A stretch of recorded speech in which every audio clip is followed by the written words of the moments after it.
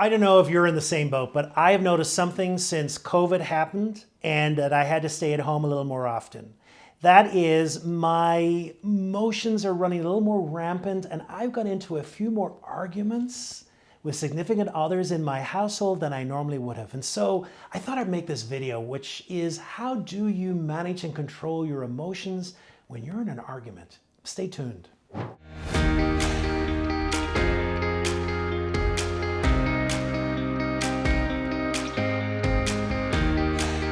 You've been there, you know, I've been there.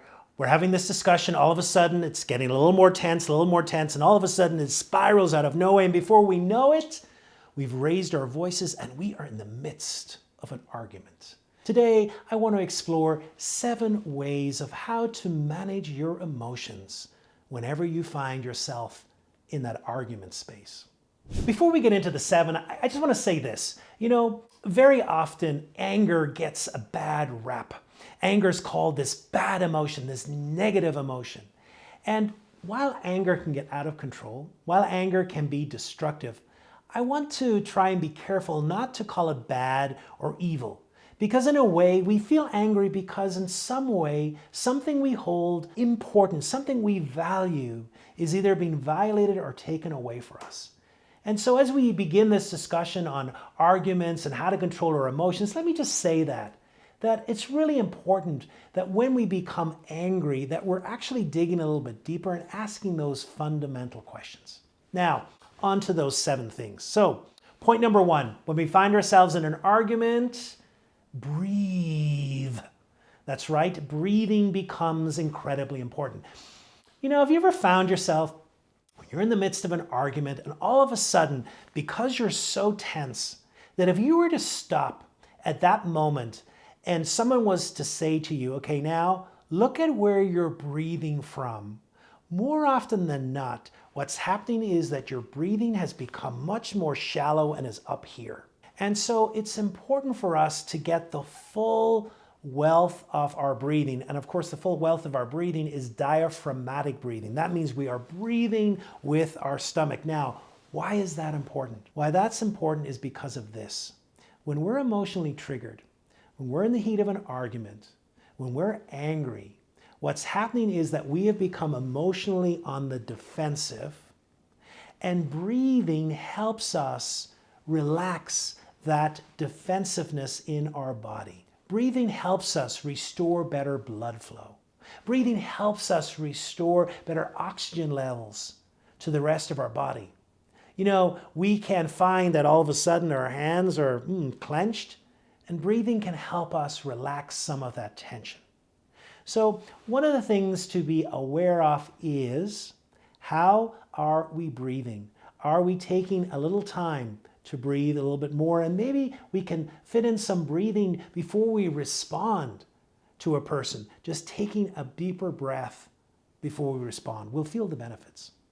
The second is our voice. You know, our voice is so important. We are able to read into the voice different attitudes, moods, etc. Have you ever been at home and all of a sudden your loved one comes back and just by the way they say hello to you, you know, ooh, something's up, I'm in for it here, or this is not going to go well, because our voice conveys so much emotion. And so therefore it's really important for us to be aware of our voice in the moment. One of the things we know from emotional research is that when we feel angry, our voice tends to go up. And that's why we have the proverbial screaming match. Have you ever seen it where 2 people are arguing and all of a sudden there's this upward spiral of volume as people begin to scream at each other, not even realizing perhaps the level of their volume.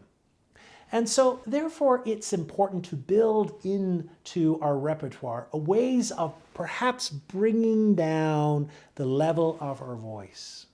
Now I have a really wonderful way for doing that. And that is simply by beginning to speak as we breathe out. You know, whenever we speak in an argument, sometimes we're holding our breath. And so that's what enables the volume of the voice to increase. But really, if we take a breath and as we're breathing out, begin to talk once again, what you'll find is that the level and the tone of your voice begins to come down and assumes a more calm demeanor.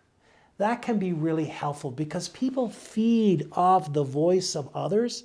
And really what we want to try and do is, in the midst of this argument, can we speak in a way that is helping us get to the core of what we need to discuss rather than ratcheting up the energy and bringing it out of control. Number 3 is watch your body. That's right. You know, in the world of emotional intelligence, what we say is that our body sometimes knows first. Our body reacts emotionally at times before we become conscious that we're in the midst of that emotion. And so when we're in an argument with someone, our body is also in that argument. Our body is reacting. Sometimes our body is being protective of us because we feel threatened. And so therefore we feel tension in our shoulders, in our arms, in our legs, in our shoulders, in our jaws. Sometimes our hands are clenched because we're in fighting mode. And therefore that information becomes incredibly important for us. Whenever we are in defensive mode, it is very difficult to hear things. It's very difficult to take another person's point of view. And so if we can physically change how our body is set up, if we can realize that we just need to relax a little bit more, then we can also aid in how we are showing up, and we can also aid in how we are listening to the other person.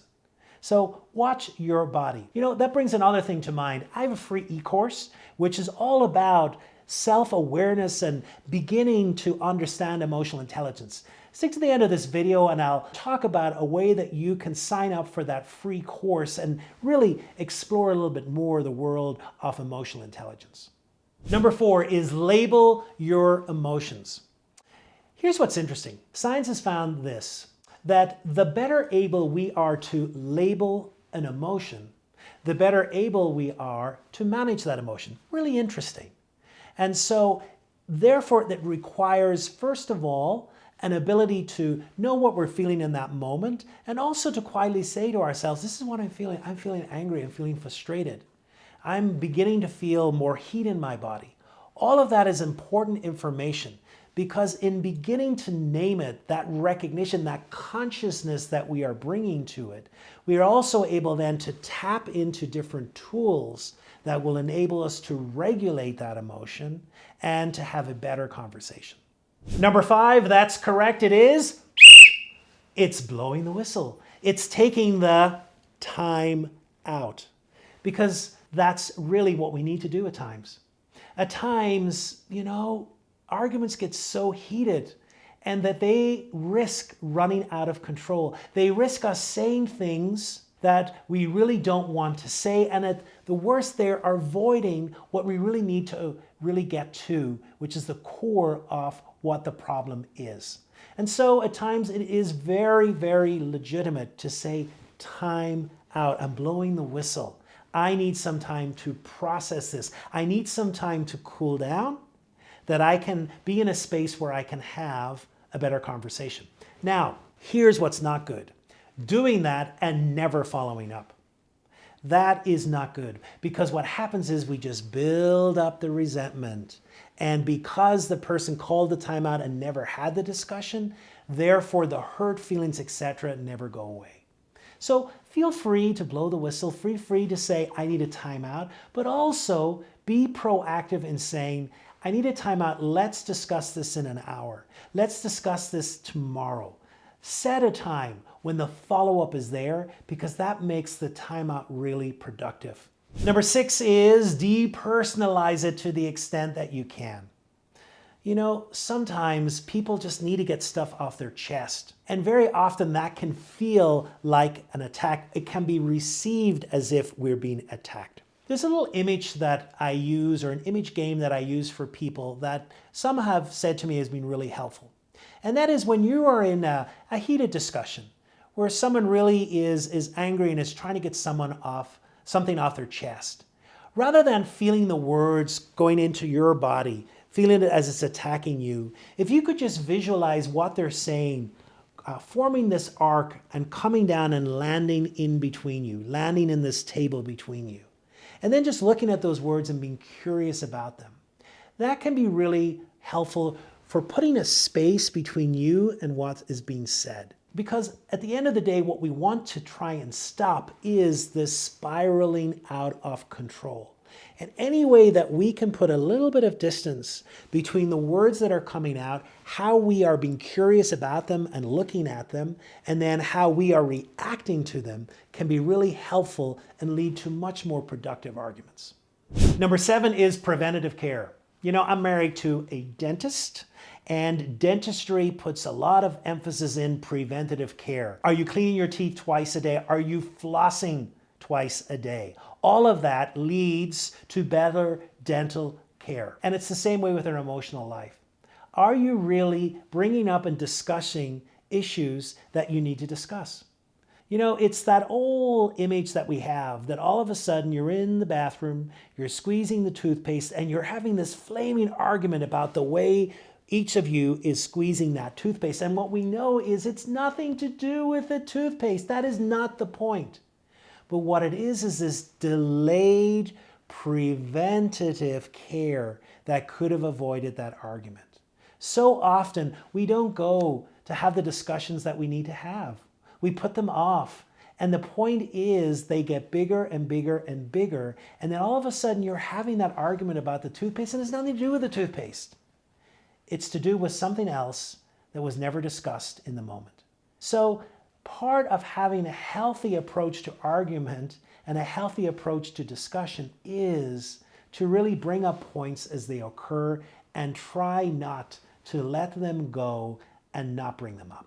I talked earlier in this video about a free e-course. If you click in the link below, you will find a link to the Emotional Intelligence Roadmap. It's a free e-course to really get you immersed in the different elements of emotional intelligence.